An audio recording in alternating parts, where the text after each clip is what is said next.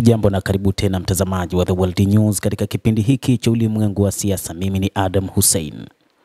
Licha ya Marekani kusema kwamba Israel isifanye shambulizi lolote dhidi ya Iran, lakini Iran imesema itafanya mashambulizi hayo hata bila ya msaada kutoka kwa Marekani.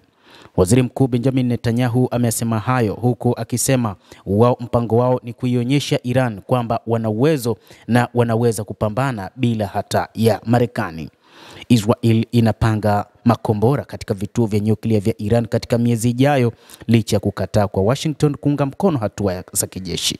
Hii ni kwa mujibu wa shirika la habari la Reuters ambalo limeripoti siku ya Jumamosi ikitoa vyanzo ambavyo vinaelewa juu ya suala hilo. Majadiliano yanakuja wakati duru ya pili ya mazungumzo kati ya Marekani na Iran yakikamilika huko Rome, huku mazungumzo ya ngazi ya wataalamu yakitarajiwa kuendelea Aprili 26 nchini Oman. Kulingana na Reuters, maafisa wa Israel wanapima kwamba wanaweza wakafanya shambulizi dogo ambalo linahitaji usaidizi mdogo wa Marekani. Lakini wakati huu Waziri Mkuu Benjamin Netanyahu anasema hata bila msaada wa Marekani wao wanaweza wakapambana na wataweza kufanya shambulizi kubwa zaidi kutokana na namna ambavyo Iran itajibu. Yerusalem Magharibi imeripotiwa kuwasilisha kwa Washington chaguzi kadhaa za makombora, ikiwa ni pamoja na ratiba za majira ya masika na majira ya kiangazi. Afisa mkuu wa Israel aliambia chombo hicho kuwa hakuna uamuzi wa mwisho ambao umetolewa. Hata hivyo, katika kipindi hiki Israel inaamini kabisa kwamba ina uwezo wa mapambano hata kama Marekani haitakuwa nyuma yake, ikiamini kwamba ni nyakati ambazo inaweza ikapambana na Iran. Siku ya Jumatano, gazeti la New York Times limeripoti kuwa rais wa Marekani Donald Trump alikataa pendekezo la Israel la kufanya mashambulizi dhidi ya Iran, huku akichagua kufuata diplomasia. Rais wa Marekani alisema kwamba sina haraka kufanya hivyo kwa sababu nadhani Iran ina nafasi ya kuwa na nchi kubwa na kuishi kwa furaha bila vifo, na ningependa kuona hilo.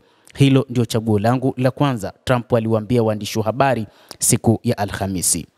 Afisa mkuu wa usalama wa Iran aliliambia shirika la habari la Reuters kwamba Tehran ina intelijensia ya kutosha kutoka kwa vyanzo vya kuaminika kwamba Israel inapanga shambulio kubwa kwenye maeneo ya nyuklia ya Iran, na maafisa wa Iran hapo awali wameapa kulipiza kisasi dhidi ya aina yoyote ya uchokozi.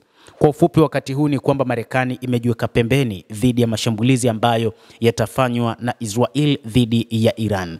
Lakini pia wachambuzi wa mambo wanachotazama sasa hivi ni kuombea mazungumzo kati ya Iran na Marekani yasifanikishe ili tu waweze kufanikiwa jambo lao, wakiamini msaada mkubwa utatoka kwa Marekani. Waziri wa mambo ya nje wa Iran Abbas Araghchi alisema siku ya Jumamosi kwamba mazungumzo mjini Rome yalifanyika katika mazingira yenye kujenga.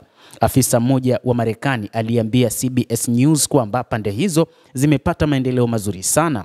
Trump yeye aliachana na makubaliano ya nyuklia ya mwaka 2015 yaliyoungwa mkono na Umoja wa Mataifa wakati wa muhula wake wa kwanza madarakani, akishutumu Iran kwa kukiuka makubaliano hayo kwa siri, na aliwekea tena vikwazo Tehran, na mwezi Februari alianzisha upya kampeni yake ya shinikizo la juu zaidi. Iran imekana kufanya makosa yoyote, lakini tangu wakati huo imerudisha nyuma ahadi zake chini ya makubaliano hayo na kuongeza kurutubisha uranium. Mtazamaji wa The World News, hayo ndio yaliyopo wakati huu. Ni kile ambacho Waziri Mkuu Benjamin Netanyahu anasema kwamba yupo tayari kufanya mashambulizi dhidi ya Iran hata kama Marekani itakuwa pembeni, licha ya kwamba rais wa Marekani Donald Trump ametoa wito juu ya kusitishwa kwa mashambulizi hayo, huku akitaka mazungumzo yaendelee katika kipindi hiki.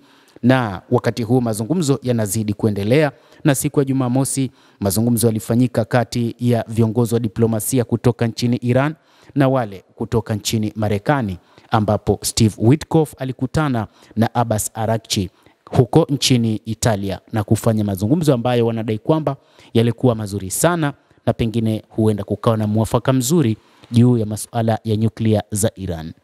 Usisahau kulike, kucomment na kusubscribe channel hii. Naitwa Adam Hussein.